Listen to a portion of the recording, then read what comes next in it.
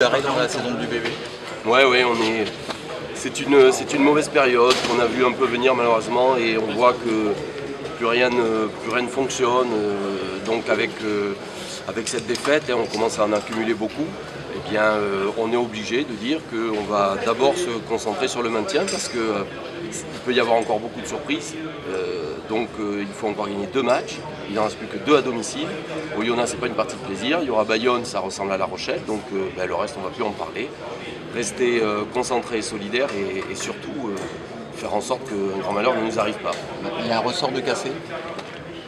Oui, je sais pas. On n'avance plus quand on a le ballon. Voilà, ça fait quelques matchs déjà. J'ai dit depuis longtemps que je pense qu'on a fait des prestations trop belles pour être vraies. Certainement face à des équipes démobilisées, avec beaucoup de turnover, beaucoup d'exploits individuels.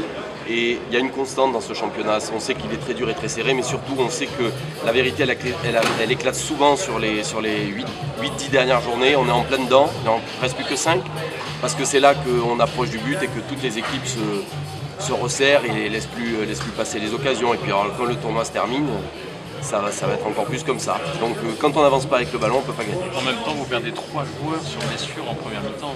Moi, les autres aussi. Les blessés, c'est comme ça. Quand Botta rentre sur Marais ou Seili sur Clarkin ou Pierre Bernard sur Boxy, j'ai pas l'impression que l'équipe pour autant s'affaiblisse énormément. Donc les blessés, il y en a partout. Vous dites que vous traversez une vraie turbulence dans votre croissance, dans le développement du club?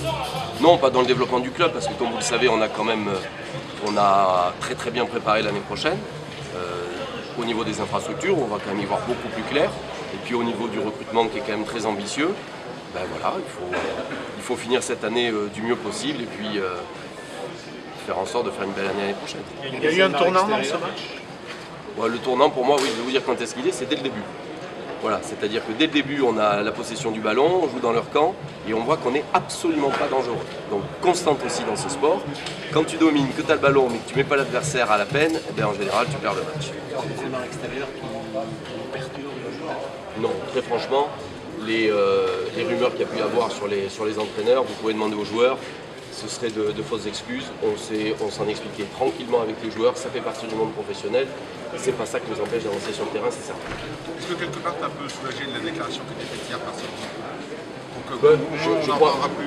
crois que je suis soulagé au même titre que Jackie Lorenzetti, que Marc Chérec, que René Muscatel. C'est-à-dire que tout simplement, l'équipe de France est prioritaire, chacun voudra libérer son manager sans grande difficulté, il faut juste qu'on puisse se retourner. Donc c'est bien que, oui, j'ai vu que la Fédé voulait anticiper un petit peu, c'est une bonne nouvelle pour tous les clubs concernés.